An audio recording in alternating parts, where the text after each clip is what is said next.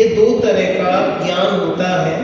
तो वो कैसा होता है कि इंद्रिय ज्ञान तो एक तो थोड़ा होता है, कमज़ोर होता है, बाधा सहित होता है, क्रम से होता है, अवग्रह इहा आदि पूर्वक होता है, क्षयोक्षम के अनुसार होता है, कम ज़्यादा होता है। ठीक है, कोई वस्तु परोक्ष हो तो उसे जान नहीं सकती, जो प्रत्यक्ष है उनको भी परोक्ष जानता है ना। तो इस तरह से बहुत तरह की बाधाओं के साथ यह है इंद्रिय ज्ञान होता है। और इसके सामने जो हमने खड़ा किया कटघरे में, वो अतीन्द्रिय ज्ञान कि वह रूपी अरूपी को भी जान लेगा, वह दूर निकट को भी जान लेगा, वह कैसा भी उसके सामने जो कुछ भी विषय आ जाए। देखो यहाँ एक बार पढ़ूं तो यहाँ पर कैसा बताया है ये कि जो ज्ञान अप्रदेश सप्रदेश को, मूर्त अमूर्त को, अनुत्पन्न नष्ट पर्यायों को भी जान लेता है, वह ज्ञान अतीन्द्रिय ज्ञान कहा गया है। कि भैया जिसके सामने कुछ भी ना बचे, जिसके जानने आने में कुछ भी ना रह जाए, तो ऐसा वह ज्ञान अतीन्द्रिय ज्ञान होता है। ठीक है, इसमें पेज नंबर अभी 49 पर है। गाथा नंबर मतलब वो 42 जो अगले पन्ने पर आएगी 50 पर। थोड़ा इसका मैं बता रहा था अतीन्द्रिय ज्ञान का। यहाँ एक उदाहरण दिया था, जिस तरह से आग होती है, ठीक है, आग का काम है जलाना। अब उसके सामने जो आएगी वो सबको जला देगी, वो पूछेगी नहीं कौन है। ठीक है, बस आप बोलो कि अपनी छोटी आग हो, सामान्य आग है, तो आप उससे लोहा जला के दिखाओ तो ठीक है, वो नहीं जल सकता। लेकिन तेज उस पदार्थ के योग्य तेज आग हो तो उस आग के सामने जगत की कोई ऐसी वस्तु नहीं है जो ना जल सके। बिल्कुल आग पूछेगी नहीं क्या है, बस जो है सब कुछ जला के खत्म कर देगी, है ना। ऐसे ही अतीन्द्रिय ज्ञान है। यदि कोई वस्तु है, यदि किसी वस्तु की सत्ता है, तो वह ज्ञान उसको जानता है, वो पूछेगा नहीं कौन, है ना। कि इसमें शब्दों का जो पता है प्रयोग क्या किया कि वस्तु जो है ज्ञेय है, वो उस ज्ञेयता का उल्लंघन नहीं कर सकते और ज्ञान सभी ज्ञेयों को जानेगा ही जानेगा। इसका नाम अतीन्द्रिय ज्ञान है। ठीक है, अब देखो जो अब हमें चर्चा प्रारंभ करनी है पृष्ठ क्रमांक 60 पर। अच्छा मैंने आपको 49 बताया था, 59 था पेज नंबर, क्षमा करना, पृष्ठ क्रमांक 59 था और अब हम 60 पर आ गए। ठीक है, देखो पृष्ठ क्रमांक 60 पर 42 नंबर गाथा है। यहाँ पर अब जो चर्चा आएगी, यहाँ पर इस बात को समझाया जाएगा कि अतीन्द्रिय ज्ञान किसके होता है और किसके नहीं। इसकी एक सबसे मोटी परिभाषा दी जाएगी। मोटी मतलब एक सांग रूपक, कि हमें पता लगाना है कि भैया इस जीव के पास अतीन्द्रिय ज्ञान है या नहीं। अब आप बोलोगे भैया इसमें क्या बात, ये तो हम ऐसे ही बता देंगे कि हमारे अरहंत सिद्ध भगवान के पास है और बाकी किसी के पास नहीं है ना। ये तो बहुत सरल है, इसमें क्या जानना। तो देखो इसका यहाँ पर एक मापदंड दे रहे हैं। जैसे दूध पानी को नापने के लिए लीटर होता है, अपनी फल सब्जी नापने के लिए बाट किलो होते हैं, अपना रास्ता नापने के लिए मीटर किलोमीटर होते हैं। तो ऐसी केवल ज्ञान किसके पास होगा और किसके पास नहीं होगा, इस बात को नापने के लिए यहाँ पर एक पैमाना दे रहे हैं, एक अपने को एक मापदंड दे रहे हैं, जिसका नाम है ज्ञेयार्थ परिणमन। ठीक है, क्या है ज्ञेयार्थ परिणमन। तो इसमें इतना सा बताएंगे कि जो जीव ज्ञेयार्थ परिणमन करता है, मतलब जिस जीव का ज्ञान ज्ञेयार्थ परिणमन रूप चलता है, जानता है, तो उस जीव के अतीन्द्रिय ज्ञान नहीं है। बस इतना सा यहाँ पर बताया। देखो इसे अब हम गाथा और पद्यान्वय पढ़ेंगे, फिर और विशेष इसकी चर्चा होगी। देखो गाथा नंबर 42 सभी पढ़ेंगे। परिणम दिनेय मठम, फिर से बोलेंगे एक बार, परिणम दिनेय मठम नादा जदिनेव खैगम तस्य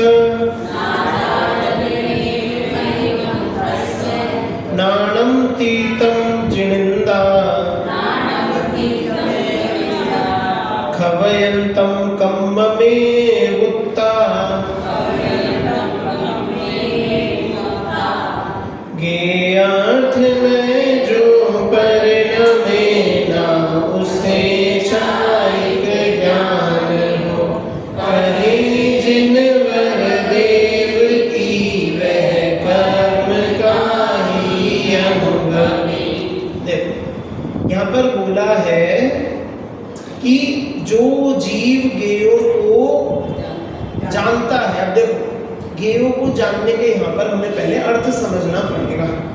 यहाँ शब्द क्योंकि बोला है ज्ञेयार्थ में जो परिणमे, यहाँ जो ये पढ़ो इसमें पद्यानुवाद में, ज्ञेयार्थ में जो परिणमे, इसका क्या अर्थ है कि एक तो है ज्ञेय को जानना, तो ज्ञेय को तो भैया सारे जीव जानते, ज्ञेयों को जानना तो सभी जीवों का स्वभाव है, चाहे निबोध के हो चाहे सिद्ध भगवान, है ना। सभी जीव कुछ ना कुछ किसी ना किसी ज्ञेय को जानेंगे कि कुछ ना कुछ। अब निबोध अपनी क्षयोपशम अनुसार जानेंगे जितना क्षयोपशम, और सिद्ध भगवान अब उनका तो क्षयोपशम उनका तो क्षय ज्ञान है, वो सब कुछ जानेंगे, है ना।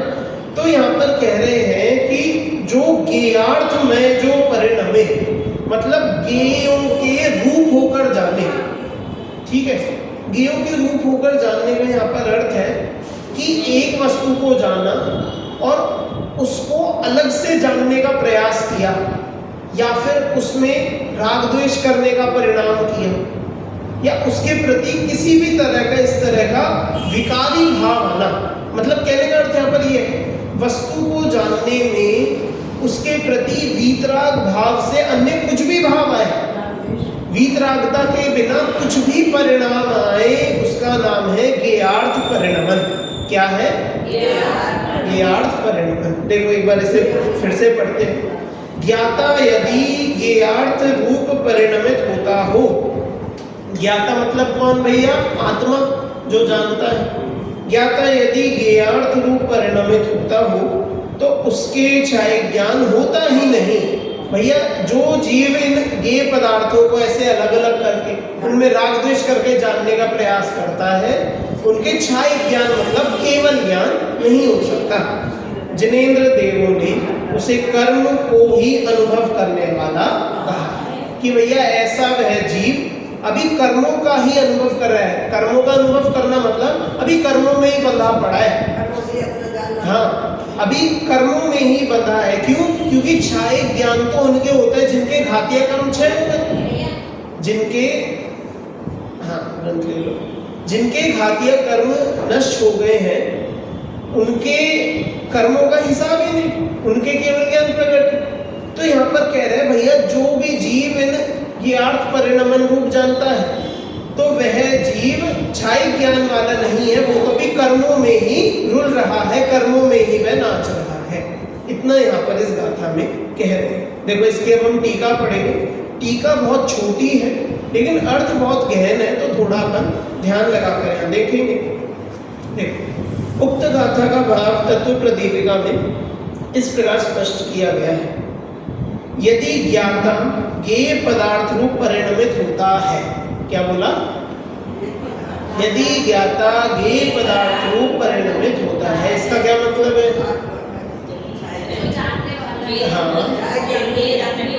हाँ, कि वह ज्ञेयों को जानने में उनके अनुसार चल रहा है। मतलब शॉर्ट में बोलो तो पदार्थों को जानकर उनके प्रति राग द्वेष मोह आदि परिणाम कर रहा है ना।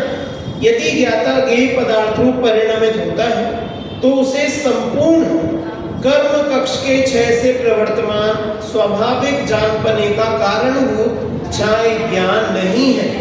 अब देखो ये बहुत सारे शब्द यहाँ पर बोल दिए, इन शब्दों का इतना सा अर्थ था कि केवल ज्ञान नहीं।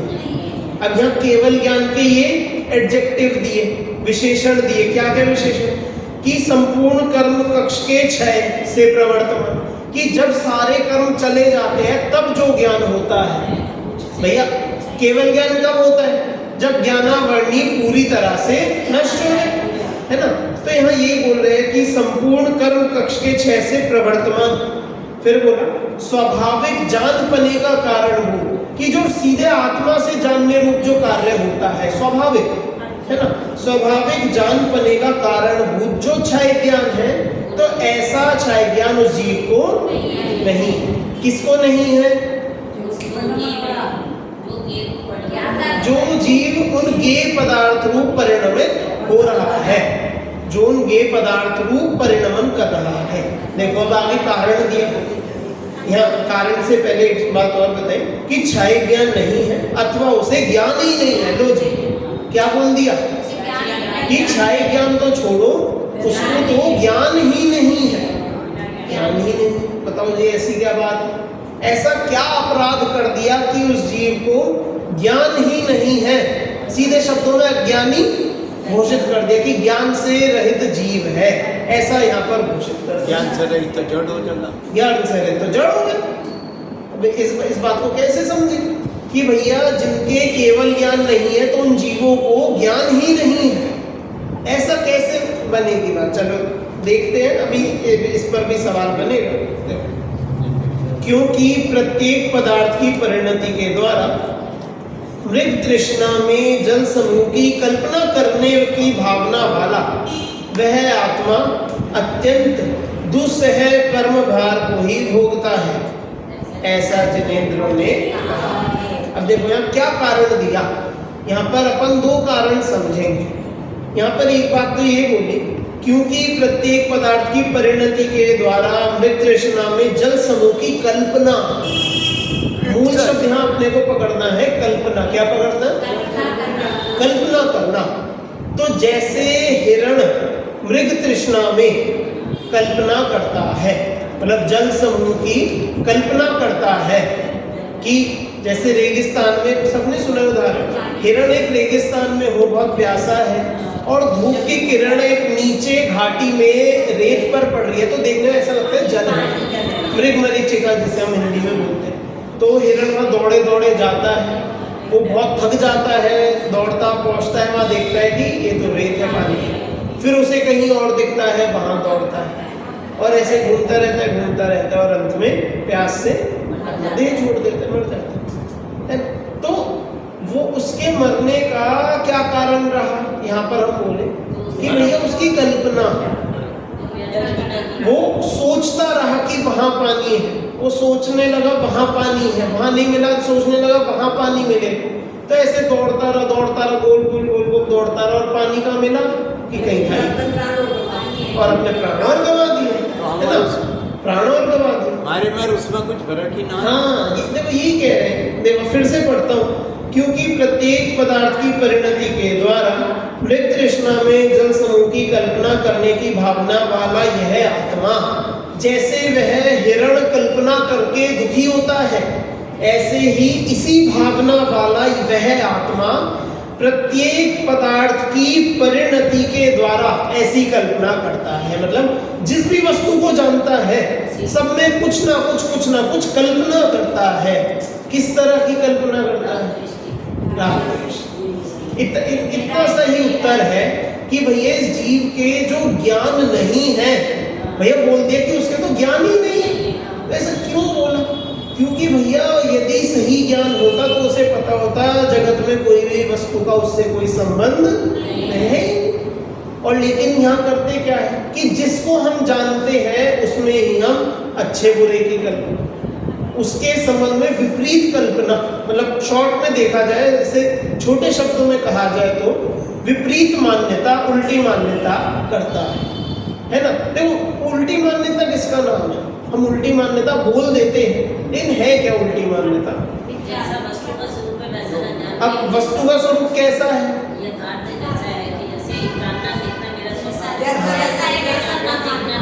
तो अच्छा चलो, अब आपने बोला कि वस्तु का जैसा स्वरूप है उसे वैसा माने तो सही है, और वैसा ना माने तो मिथ्यात्व है, तो उल्टी मान्यता है। लेकिन ये सीधी मान्यता किसका नाम है? वो मतलब उल्टी मान्यता है क्या? वस्तु का स्वरूप क्या है, हमें क्या स्वरूप मानना है? क्या है वही तो पूछो, वस्तु का स्वरूप बताओ। हम कहते हैं वस्तु का स्वरूप वैसे का वैसा मानो, पर बताओ तो सही क्या है, तो मानेंगे। पता होता तो मान लेते, पता पता है, पता नहीं है। हाँ बस देखो, अब जो ये शब्द है ना हम बस बोल देते हैं, जैसे अभी बोला कि भैया जीव का स्वरूप जानना देखना है, तो इस बात को हमें अपना सर्वस्व बनाना है, इस बात के इर्द गिर्द ही हमें अपनी दुनिया को बनाना है। आत्मा का स्वरूप जानना देखना है, खत्म।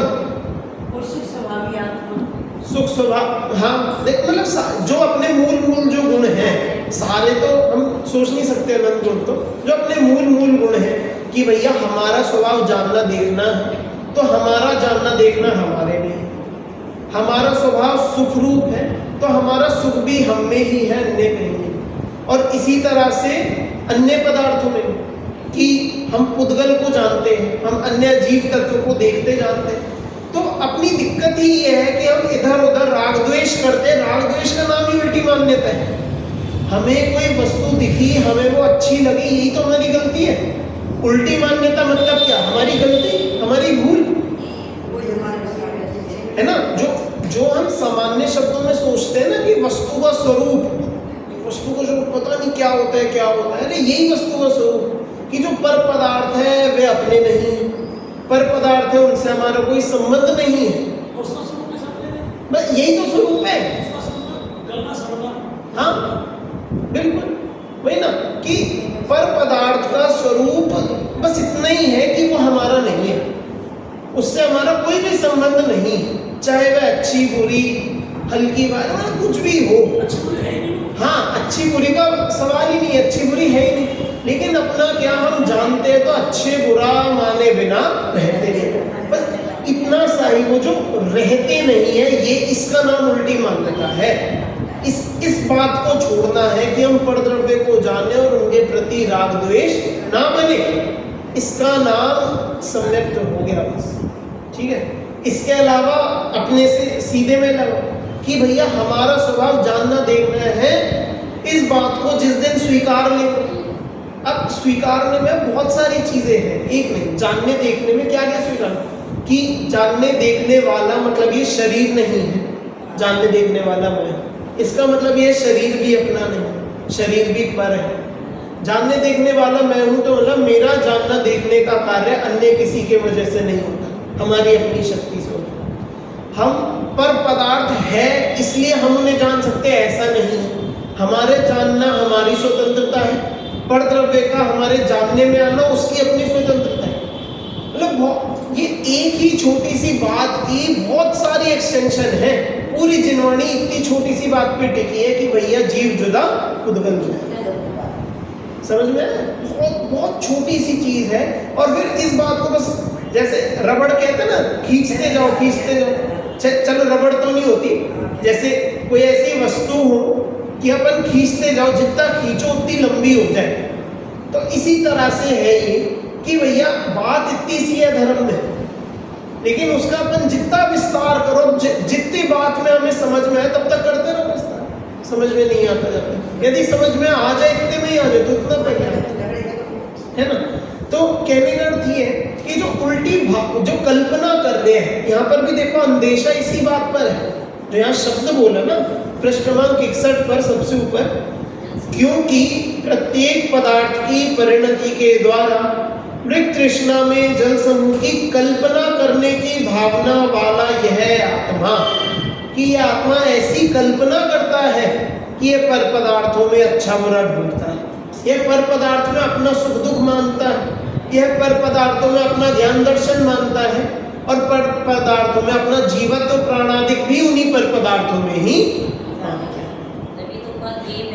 हाँ हाँ इतना सही है, इतना सही है। देखो वह आत्मा अत्यंत दुस्सह कर्म भार को ही भोगता है, ऐसा जिनेंद्रों ने कहा है, ऐसा भगवान ने कहा है। कैसा कहा है कि भैया जब तक मानोगे, जब तक ऐसी कल्पना करते रहोगे, तब तक भैया बस इन कर्मों के दुख में ही डोलते रहोगे। कर्मों का दुख तब तक ही सताएगा जब तक अपन मानेंगे, है ना। देखो इस बात से भी हमें यहाँ पर कुछ समझना है। अपन दुख मानते हैं, हम दुख की कल्पना करते हैं, या चलो ठीक है दुख का अनुभव करते हैं, कोई बात नहीं, दुख हम सीधा सही में मान लो कि हाँ भैया दुखी है, लेकिन बात इसी पर अटकी है कि सब कल्पना है, सब कुछ कल्पना का खेल है। हम मानते हैं तो हम दुखी। जैसे एक छोटे दादा एक कहानी सुनाते थे, बहुत बढ़िया, बहुत शानदार कहानी सुनाते थे, चाहे हंसी की थी, खूब हंसी वाली कहानी थी, लेकिन इसका सार बहुत गहन था। एक गांव में एक रुई ढूंढने वाला एक व्यक्ति है। रुई ढूंढना समझते हो, जैसे जब रुई आती है तो गांठ गांठ सी बंधी भी होती है, तो ऐसे रस्सी पे बांध के रुई पकड़ के यूं पीटता था कि रुई टकराती थी और खुलती थी, तो रुई, इसे कहते हैं रुई धुनना। तो गांव में बैठ के रुई धुनता था और एक दिन में 1 बोरा 2 बोरा जितनी रुई हो पाती थी, दिन से रात तक धुन के 1-2 बोरे अपने रुई धुनता था और उसे बेचता था। किसी रोज वो शहर आया, अपने किसी रिश्तेदार के या दोस्त मित्र के कहीं शहर में आया, तो उसने ऐसा सुना अखबार में, मतलब जो होते हैं ना, जो सड़क पे आते हैं खबर सुनाने वाले, कि भैया मुंबई शहर में खुला बहुत बड़ा रुई का कारखाना, जहां पर रोज 1 टन रुई आती है। वो तो वहीं समुद्र के किनारे देखा था, जहाज पे उतर रहा ये था। अब जैसे भी है, ठीक है, वो देखता है, जो भी सुनता है कहानी ऐसे आती है कि भैया वो रुई देखता है कि कई टन रुई रोज की यहाँ पर आती है। अब भैया वो देख के वो परेशान, उसके हवा खराब हो गई, हाल बेहाल हो गई। वो सोचे भैया इतनी रुई मैं तो दिन में इतनी सी कर पाता हूँ, 10 किलो 20 किलो 50 किलो कर दूंगा दिन की मैं, यहाँ पर 1 टन रोज की, कौन धुने कौन बुने, कौन करेगा इतना काम, करेगा कौन, कैसे बिकेगी, क्या होगा। अब ना तो रुई उसकी, ना वो फैक्ट्री उसकी, ना काम उसका, और क्या है फिर, क्यों दुखी है, फिर क्यों परेशान हो रहे हैं, सोच के बैठा है। अपनी सोच का ही तो अंतर है। फिर इसका समाधान क्या है उसके दुख का? उसका मित्र बहुत सरल सा समाधान सोचता है। वो एक व्यक्ति को पकड़ता है और कहता है भाई तुम हमारी गली में आना और हाथ में अखबार लेना और एक खबर चिल्लाते हुए जाना कि रुई के कारखाने में आग लग गई, कि रुई के कारखाने में आग लग गई। वो ऐसे ही अगले दिन आता है व्यक्ति, वो खबर सुनाता है और जैसे ही वो खबर सुनता है वो बिल्कुल खुश। वो क्यों? क्योंकि उसके सर का जो सारा भार था वो अब खत्म। अब वो कह रहा है रुई जल गई, अब क्या दुनिया अब खत्म, छुट्टी, रुई जल गई सारी, कारखाना भी खत्म, अब और रुई आएगी भी नहीं, कोई किसी को नहीं दे। तो अब देखो, ना तो रुई आनी बंद हुई, ना कारखाना बंद हुआ, काम वहां भी चल रहा है, ना ये कभी वहां गया ना वहां से आया, ना इसने वहां कभी जाकर अंदर जाके कुछ देखा, कुछ नहीं करा। अपने घर ही बैठे बैठे दुखी हो रहा था और अपने घर ही बैठे बैठे सुखी हो गया। अंतर किसका आया पूरे इस कहानी में? अंतर क्या आया कि उसकी कल्पना, वो पहले सोच रहा था भैया काम है कौन करेगा, और जब उनने सुना रुई जल गई, क्या काम खत्म, तो शांत। तो पूरी दुनिया का भार, अब पूरी दुनिया भी मैं बोल नहीं सकता, क्यों? ज्ञान ही नहीं है अब तक पूरी दुनिया को जानने में। जितना ज्ञान से हम जितनी दुनिया जान सकते हैं, उतनी सी दुनिया का भार हम अपने सर लिए घूम रहे हैं। पूरी दुनिया को तो हम जान ही नहीं सकते, शक्ति नहीं है। जितनी दुनिया को जान सकते हैं उतनी सी दुनिया का भार लिए हम घूम रहे हैं। और क्या, अरे कौन धुने कौन बुने, कौन धुने कौन बुने, हम भी यही गा रहे हैं कि अब ये करना है वो करना है, ऐसा करो वैसा करो, ये नहीं वो लगे हैं। और वो रुई, वो सारी जो हम दुनिया चला रहे हैं किसकी? हम जिस दुनिया का भार ढोए अपने सर घूम रहे हैं, तुम्हारी है क्या? हमारी कभी थी? हम सोच के बैठे हैं, वो तो कभी अपनी थी ही नहीं। और सोच के क्या बैठे कि भैया हमारे वजह से चल रही है, हम छोड़ देंगे तो सब बंद हो जाएगा, दुनिया चलनी खत्म हो जाएगी। और इसे कहनी ना, मतलब ये वास्तविक अपनी कंडीशन है, ये असल में अपनी परिस्थिति ऐसी ही है। हम बिल्कुल वास्तव में ऐसा मानकर बैठे कि भैया यदि हम नहीं होंगे तो हमारी जगह पर ये काम और कोई नहीं करेगा, हम ही करेंगे इस काम। अब कुछ भी हो, चाहे छोटे से छोटा काम हो, एक ग्लास उठा के रसोई में रख के आने का भी काम हो, उसको भी हम यही कहेंगे कि भैया हमारा काम है, हम नहीं करेंगे तो कोई नहीं करेगा। एक कर्तृत्व का भार कहते हैं इसको। हाँ, अब वो 4 बुद्धि भी बस अंतर यही है, जीव जुदा पुद्गल जुदा, चारों उसी पर टिकी है। जहां हमने जीव पुद्गल को, जीव अजीव को जहां हम एक कर देते हैं, वहीं पर सारा एकत्व ममत्व करते सब तो अंतर है बस कल्पना का। ये कल्पना खत्म, बस फिर आगे कुछ करना नहीं है, अपने आप हो जाए। अरे अभ्यास हो दो, हमें कौन सा याद है पिछले वर्ष में क्या किया था? देखो बात हुई ना, अब इसी भव का भी हम ले तो कितना सा काल है, अपने अनादि काल के सामने कितना सा है। देखो यही देखो, मैं थोड़ा सा इस पर भी समझते हैं। अभी इन्होंने बोला कि अनादि काल का अभ्यास है। आप बताओ पिछले भव में आप क्या करते थे? क्या करते? उससे पहले क्या करते थे? क्या कहे? अब क्या पता, यही तो बात है, पता तो नहीं पता, हम तो नहीं जानते। कैसे पता? हम तो नहीं मानते। बात तो इतनी सी है ना, संस्कार छूटेंगे कैसे? जब संस्कारों को संस्कार मानना छोड़ोगे। कई बार क्या होता है, हम इन बातों को अपनी धरोहर बना लेते हैं कि हम तो ऐसे हैं, हम तो भैया पापी हैं। क्या बोलते हैं ना, कोई दुष्ट बदमाश लोग हो, हम उन्हें बोले भैया सुधर जाओ थोड़े, अपना चलो धर्म कर्म भी छोड़ो, कोई मतलब सामान्य काम में तो लोग अपने ये सब बदमाशी तो छोड़ो। अब उनका क्या एक जो मेन जवाब क्या होता है कि भैया हम तो ऐसे ही है, हम तो हमारे दोस्त यार ऐसे ही है, हमारा उठना बैठना ऐसे ही है, हम तो ऐसे ही चलता है काम, इसके बिना हम कुछ जानते हैं। तो भैया जब तक वहां से छुटकर नहीं जाओगे, नहीं जानोगे कैसे, कुछ करोगे कैसे, आगे बढ़ोगे कैसे? तो जो धरोहर हम इन बातों को बना लेते, किन बातों को, कि भैया हम तो यही करना है, इसके बिना क्या है। जब तक उस चीज पर वार नहीं होगा तब तक छूटेगी कैसे? पर को पर मानना कितना कठिन है, वो उतना ही कठिन है जितना घर बैठे हो खबर सुनना था। कौन सी? कि रुई जल गई। उनने रुई जलाने के लिए खुद गया तो नहीं था मशाल लेके कि मैं इस कारखाने में आग लगा दूंगा, वहां लड़ भिड़ रहा हूं, कुछ ऐसा तो नहीं हुआ। उसने उस खबर सुनी और सच भी नहीं थी, ये खबर सच्ची भी नहीं है, झूठी है। बस भैया पहले भी भ्रम था, अब भी भ्रम था, लेकिन दोनों भ्रम में क्या, पहले दुखी था, पहले परेशान हो रहा था, और अब क्या, सुखी हो गया। और कम से कम हमें यहाँ पर दूसरे वाला जो भ्रम नहीं है, ये सत्य है, इस जगत का, इस संसार का सत्य है कि परद्रव्य अपना नहीं।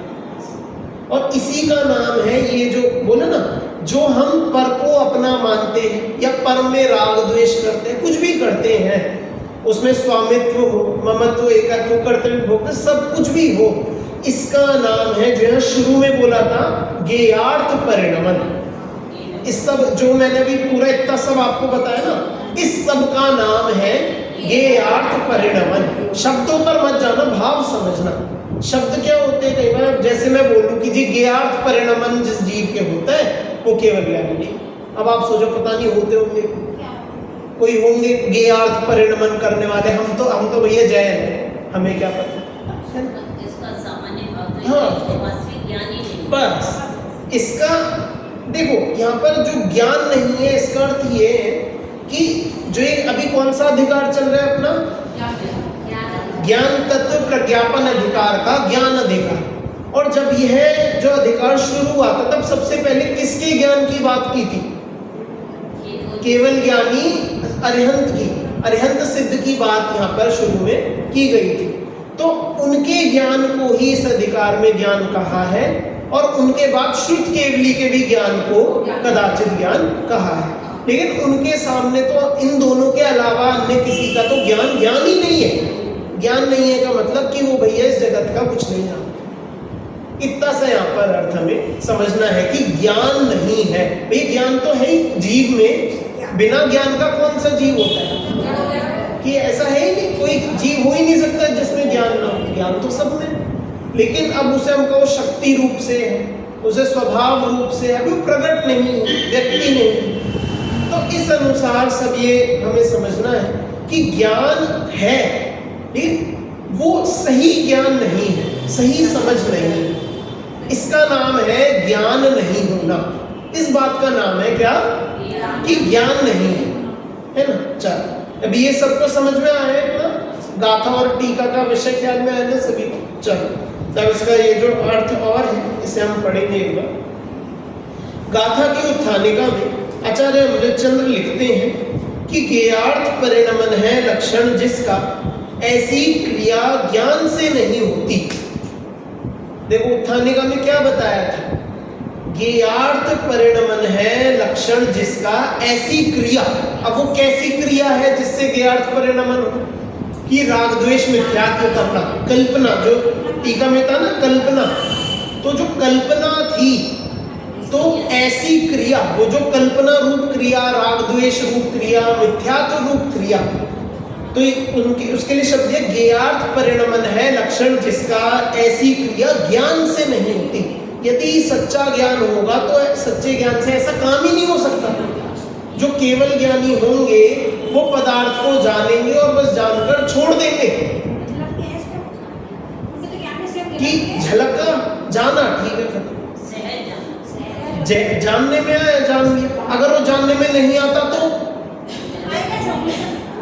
अगर मान लो नहीं आता तो मतलब ही नहीं, तो भी नहीं जानना।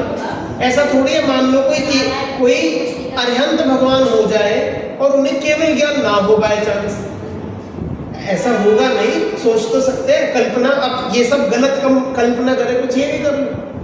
कोई ऐसे अरिहंत हो, सिद्ध हो, जिनके केवल ज्ञान नहीं है, वो अपनी आत्मा को जानते हैं, अन्य कुछ नहीं जानते, मान लो, तो उसमें क्या दिक्कत कि उन्हें अपने प्रति, अपने लिए कोई अंतर नहीं है कि वो दुनिया को जाने चाहे ना जाने। पर को जानना स्वभाव है, पर को जानना स्वभाव है उनका भी, और पर वस्तु जानने में आती है उन पर द्रव्यों का भी स्वभाव है ना। तो इसलिए बस वो जानने में आ गई तो जान, नहीं जानने में आती तो नहीं जानती, छोड़ो, उन्हें क्या करना है ना। तो इससे अपने को ये समझना है कि जो सच्चा ज्ञान है उस ज्ञान से ऐसी ज्ञेयार्थ परिणमन क्रिया नहीं होती। यहाँ ज्ञेयार्थ परिणमन क्रिया से क्या आशय है, यह बात गहराई से जानने योग्य है। देखो, आचार्य जयसेन कृत तात्पर्य वृत्ति में इस गाथा की उत्थानिका लिखते हुए कहा गया है कि जिसके कर्म बंध के कारणभूत हितकारी अहितकारी विकल्प रूप से जानने योग्य विषयों का परिणमन है, उसके चाहे ज्ञान नहीं है। ये बात है वही, एक बार थोड़ा सा खोल के समझ लेते हैं। देखो, जिसके कर्म बंध के कारणभूत हितकारी अहितकारी विकल्प, सबसे पहले बोला कर्म बंध के कारणभूत, मतलब जिनसे कर्म बंधते हैं। अब किन से कर्म बनते हैं? कि कषायों से, राग द्वेष परिणाम से, पाप करने से, इन सब से क्या होता है? कर्म बनते। तो ऐसी कर्म बंध के कारणभूत हितकारी अहितकारी, फिर चाहे अच्छी हो चाहे बुरी हो, मतलब राग द्वेष शुभ अशुभ कैसे भी ले लो, तो हितकारी अहितकारी विकल्प रूप से जानने योग्य विषयों का परिणमन है। कि विषयों को जो जानने के बाद जो भी परिणमन हुआ, पदार्थों को जान के जिस भी रूप इस दिए जीव परिणमन करता है, तो उसको क्षय ज्ञान नहीं है। कि पर पदार्थ को जानने में कोई किसी वस्तु को अच्छा बताया हितकारी, किसी वस्तु को बुरा बताया अहितकारी, तो जो हितकारी अहितकारी ऐसा जो भेद खड़ा करके जो जाना, तो उसके क्षय ज्ञान नहीं है। क्षय ज्ञान नहीं है मतलब ज्ञान ही नहीं है, वो बोल दी। टीका में लिखा है कि यह नीला है, यह पीला है इत्यादि विकल्प रूप से ये पदार्थों के प्रति परिणमन करता है, तो उस आत्मा के क्षय ज्ञान नहीं है अथवा ज्ञान ही नहीं। कि यहाँ पर इस तरह से भी यहाँ पर विकल्प खड़े करें। विकल्प कैसे? कि एक वस्तु को देखा और विकल्पात्मक ऐसे सोचा कि यह नीला है, ऐसे जो विकल्प खड़े होना, मतलब सब जगत के सब वस्तुओं को इकट्ठे ना जान पाना, मतलब क्रम से जानना। यहाँ पर इतना सा आशय है कि क्रम से जानना कि यह नीला है, यह पीला है, इस तरह से जानने को भी यहाँ क्या बोला कि उसके क्षय ज्ञान नहीं। यह उक्त कथन से एक ही बात स्पष्ट होती है कि ज्ञेयों को जानते समय जो उनमें ही अटक जाते हैं। अब देखो, ये सबसे सिंपल भाषा में अब ये बोला है, सबसे सीधी भाषा में। फिर से पढ़ता हूँ। उक्त कथन में एक ही बात स्पष्ट होती है कि ज्ञेयों को जानते समय जो उनमें ही अटक जाते हैं, उनमें एकत्व ममत्व स्थापित करते हैं, कर्तृत्व भोक्तृत्व स्थापित करते हैं, उनके लक्ष्य से अथवा उन्हें आधार बनाकर राग द्वेष को परिणमित होते हैं, वे सभी ज्ञेयार्थ परिणमन स्वभाव होते हैं। मूल है। देखो सबसे पहले जो बोला था ना, अटक जाते हैं पर पदार्थ को जाना, और यह नीला है, तो ये भी उस नीले रंग में अटकना हो गया कि यह नीला है। ये बात भी उसमें अटकने रूपी हो गई कि नीला रंग देखा, बस ठीक है छोड़ दे, अब यह नीला है इतना भी क्यों जाना, इतना क्यों विकल्प खड़ा हो, है ना। तो यहाँ पर कह रहे हैं कि पर द्रव्य को जानने में उनमें अटकना, एकत्व ममत्व, राग द्वेष करना और उनके लक्ष्य से मतलब राग द्वेष रूप परिणति होना, तो इस सब को ज्ञेयार्थ परिणमन स्वभाव वाला कहा है कि जो राग द्वेष की परिणति है परद्रव्य के प्रति, उसका नाम है ज्ञेयार्थ परिणमन स्वभाव। ठीक है, देखो यह ज्ञेयार्थ परिणमन क्रिया अज्ञानी मिथ्या दृष्टियों के परज्ञेयों में एकत्व ममत्व और कर्तृत्व भोक्तृत्व बुद्धि पूर्वक होती है, और सविकल्प सम्यक दृष्टि ज्ञानियों के चारित्र मोह जन्य राग द्वेष रूप और हर्ष विषाद रूप विकल्पात्मक होती है। देखो कहने का अब ये जो दूसरी बात बोली, इसका क्या अर्थ है कि जो मिथ्या दृष्टि है वे कैसे अज्ञानी है कि भैया वे तो सीधा स्पष्ट ही कर रहे हैं, एकत्व ममत्व करते हैं, करते भोगते बुद्धि सब करते हैं, तो उनके तो ज्ञान है ही नहीं, वो तो परद्रव्य को अपना मान कह ही रहे। ठीक है, अब जो सविकल्प सम्यक दृष्टि, सविकल्प से आप समझ लो अर्थ छद्मस्त, ठीक है, जो छद्मस्त जो सम्यक दृष्टि है, तो उनके चारित्र मोह जन्य राग द्वेष की मतलब जितनी कषाय चौकड़ी उनके बची है, उसके अलावा हास्य रति आदि जो नौ कषाय जो बची है, जितनी भी बची है, तो उस रूप जो भी विकल्प होते हैं, तो उतने मात्र वो उनका ज्ञान है, वो उनका छाय ज्ञान नहीं होना यह है। तथा वीतराग छद्मस्तों में अस्थिरता रूप होती है। ये वीतराग छद्मस्त कौन होते हैं भैया? वीतराग छद्मस्त कौन बताया? 12वें गुण स्थान, बहुत बढ़िया। जो 11वें और 12वें गुण स्थान वाले जो जीव होते हैं वे पूर्ण वीतरागी होते हैं। 11वें वाले उपशम रूप और 12वें वाले क्षपक रूप,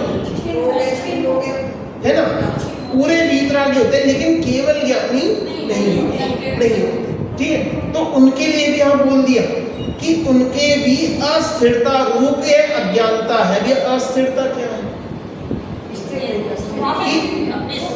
कि अभी वीतरागता पूरी होगी, अपने स्वरूप में लीन तो वे 7वें गुण स्थान से ही थे, है ना, लेकिन जो उनका जो नहीं स्थिर है, क्योंकि 7, 8, 9, 10, 12 और 12 के बाद 13 ही है, नीचे नहीं आना, स्थिरता पूरी हो गई। जब वो श्रेणी मानना, श्रेणी आरोहण प्रारंभ हुआ, तो अपने में स्थिरता तो हो चुकी, अब डिगे नहीं, क्योंकि 7वां हुआ गुण स्थान, फिर 8वां, 9वां, 10वां, फिर 12वां भी जब हो ही गया, तो अब क्या डिगना।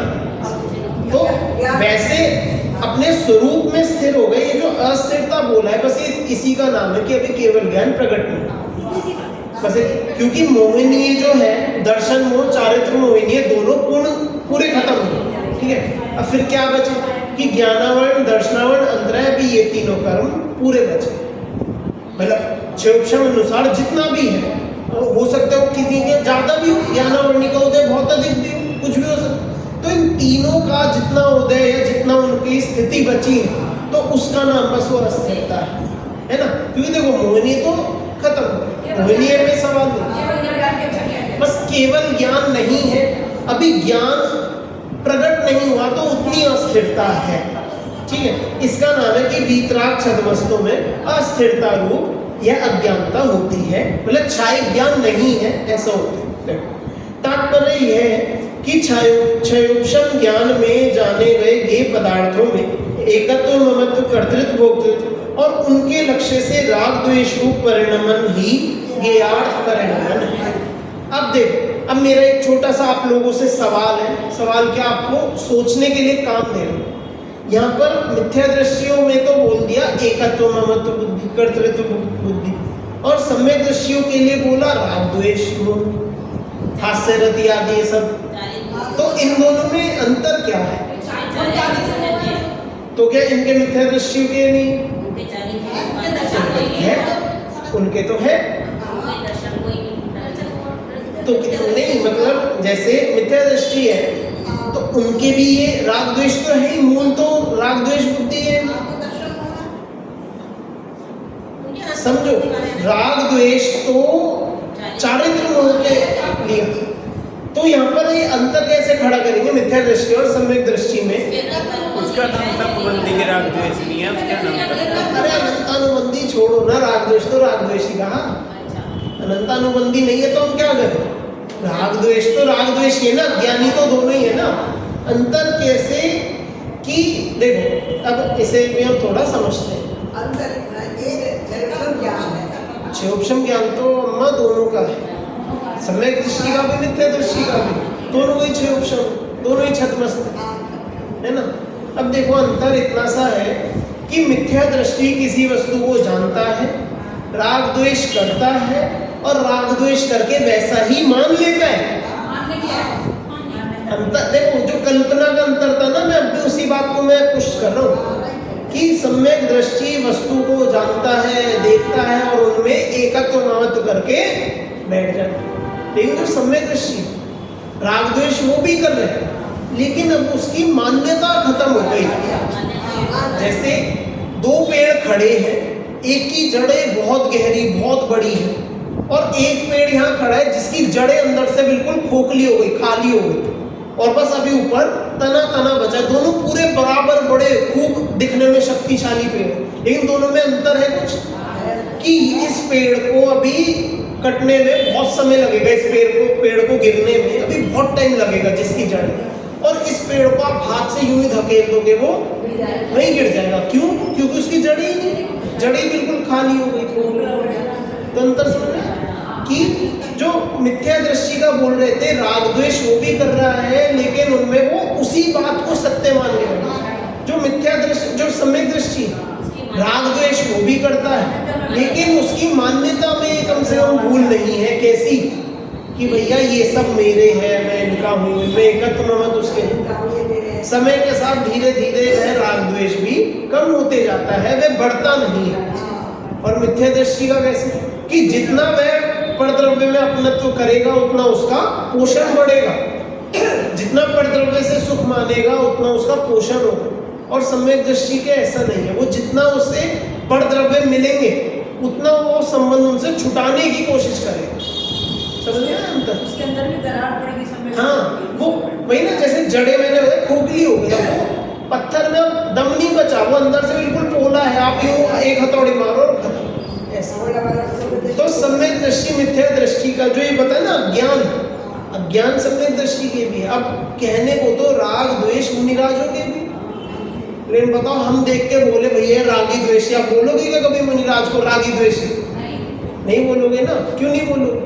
क्योंकि उनकी ऐसी भूमिका आ गई, राग द्वेष है लेकिन वो इतना अल्प है और उनकी मान्यता इतनी ज्यादा मतलब साम्य भाव वाली है कि भैया वो राग द्वेष सब कुछ बचा नहीं है, बिल्कुल खोखला है। वो बस स्थिति चल रही है, उसकी कर्मों की स्थिति ऐसी चल रही है कि राग द्वेष अभी शेष है तो है, वो जिस दिन खत्म ही होना है, वो बढ़ने को नहीं बचा, अब वो खत्म होने की राह पर ही। ये अंतर यहाँ पर हमें समझना चाहिए मिथ्या दृष्टि और सम्यक दृष्टि के। इसमें अज्ञान, हाँ वो आता है ना कि उनका जो चारित्र मोहिनी कैसा होता है, सारे कषायों का मतलब अनंतानुबंधी की शक्ति कितनी है, प्रत्यय ज्ञान की, कि वो पत्थर की लकीर, रेत की, मिट्टी की लकीर, रेत की लकीर, पानी की लकीर, इस तरह से सब ऐसा आता है ना कि जैसे पत्थर में लकीर हो तो उसे मिटाने में कितनी मेहनत लगती है, कि बहुत मेहनत की, या तो पत्थर उसके ऊपर हम कुछ लगा दें या उसके आसपास का और तोड़ दे कि वो लकीर हो। फिर मिट्टी की लकीर को मिटाने में कि ऐसे उस पर और मिट्टी डाल दे या उसको ऐसे दबा दे तो मिटे। और पानी की लकीर कि खींचते खींचते आप हम या खींचेंगे और पीछे अपने आप ही मिट्टी चली जाएगी, टिकेगी। तो ऐसे ही कषायों का ये अंतर है मान्यता का, और इस सब में खेल किसका है? कल्पना। शुरुआत कहाँ से इस सब की? कि अपनी कल्पना से। कल्पना पलटनी है, हम दुनिया को जिस नजरिए से देखने हैं उसको बदलना है, उसको करना है। हम परद्रव्य को वास्तव में अपना मानते, मतलब कहने में नहीं, कोई आत्मा परद्रव्य को अपना मान रही है इसलिए वह मिथ्या दृष्टि है, ऐसा नहीं। मैं परद्रव्य को अपना मानता हूं इसलिए मैं मिथ्या दृष्टि हूं, ऐसा है। समझ में आया? हमारी कल्पना का दोष है और हमें अपनी कल्पना बदलनी है, तब हमारा कुछ उस मोह मिथ्यात्व जो आप संस्कार कह रहे हो ना, उस पर तब वार होगा जब हम उसको समझेंगे कि हमारा दोष है। चलो देखो, ये अपना यहाँ हो गया। तात्पर्य यह है कि क्षयोक्षम ज्ञान में जाने गए भी पदार्थों में एकत्व, ममत्व, कर्तृत्व, भोक्तृत्व और उनके लक्ष्य से राग में रूप परिणमन ही ज्ञेयार्थ परिणमन है। ऐसा ज्ञेयार्थ परिणमन न तो केवल ज्ञानियों को होता है और न इस प्रकार परिणमन करने वालों को केवल ज्ञान होता है। जब तक इस तरह का परिणमन चलता रहेगा केवल ज्ञान हो नहीं सकता, और जो केवल ज्ञानी होंगे उनके ऐसा स्वभाव नहीं हो सकता ज्ञेयार्थ परिणमन वाले, क्योंकि वे लोग तो कर्म का ही अनुभव करने वाले हैं। कर्म का अनुभव करने वाला भी कर्मों में ही रुल रहे हैं, कर्मों का उदय आ रहा है तो उन्हीं के अनुसार चल रहे हैं कि कर्म का उदय आया तो उसके अनुसार बह गए, जहां से धक्का लगा वहां गिर गए। समझ में इस बात? जहां धक्का लगा वहां गिर जाना, और एक होता है कि धक्का लगे तो अपने जगह पर खड़े रहे। तो कर्मों का वेग भी ऐसा ही है, वो आपको धकेलेगा, घुमाएगा, रुलाएगा, लेकिन हमें डिगना नहीं है, गिरना नहीं है। जब हम खड़े रहेंगे तब अपने आप ही इस कर्मों का जो जोर है अपने आप ही समय के साथ खत्म हो जाएगा। अतः जिन्हें अतीन्द्रिय ज्ञान और अतीन्द्रिय सुख की कामना हो, वे ज्ञेयार्थ परिणमन से विरक्त हो निज भगवान आत्मा में रमण करें। सारा जो अभी पूरा ज्ञान अधिकार किस बात पर था कि यदि आपको अतीन्द्रिय सुख और अतीन्द्रिय ज्ञान चाहिए तो ये करो, शुद्धोपयोग, जो पीछे बताया पहले अधिकार में कि शुद्धोपयोग क्यों करना, कि तुम्हें केवल ज्ञान मिलेगा, ऐसा केवल ज्ञान, ऐसा अतीन्द्रिय ज्ञान मिलेगा। समझ में आया सभी को? चलो देखो, अब थोड़ा सा अगली गाथा की उत्थानिका पढ़ के यहाँ पर अपन विराम फिर लेंगे।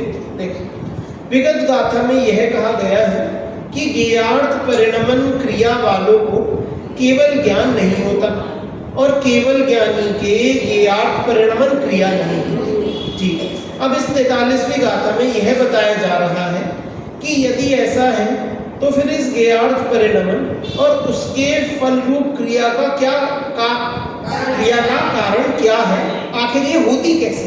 अब भैया ज्ञेयार्थ परिणमन आप कह रहे हो, हम थोड़ी कर रहे हैं, पता नहीं कैसे होती है, बताओ आप, हम तो नहीं जानते क्यों हो रही है। तो इस ज्ञेयार्थ परिणमन क्रिया का कारण बताने वाली है 43वीं गाथा है। एक बार मैं इसका हिंदी अर्थ में पढ़ता हूँ, गाथा पद्यानुवाद अपन कल ही देखेंगे, हिंदी अर्थ में पढ़ता हूँ, फिर अपन विराम लेंगे।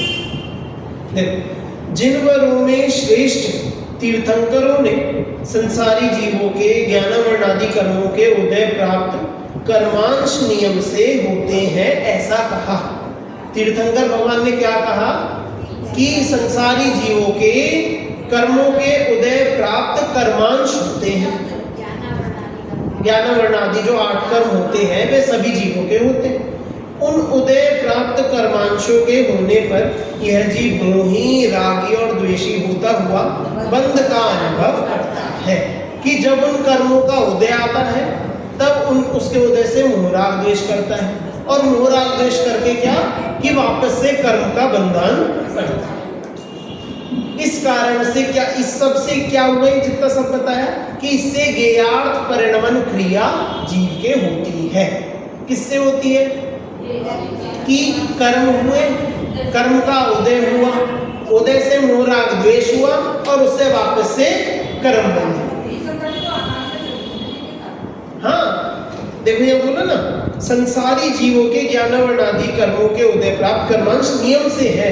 अब संसारी बोल के ही बस हमें समझ लेना कि अनादि की बात है। जो संसारी बोला ना, बस उससे अपन समझ लो कि सभी जीवों के और अनादि काल से ये है ना।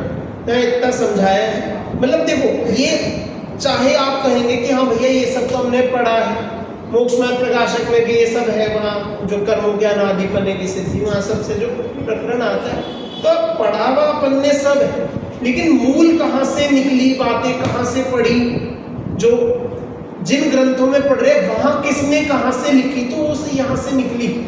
तो ये इसका हमें मूल हमें दे है, ये हमें इससे ये मिलता है मूल, है ना।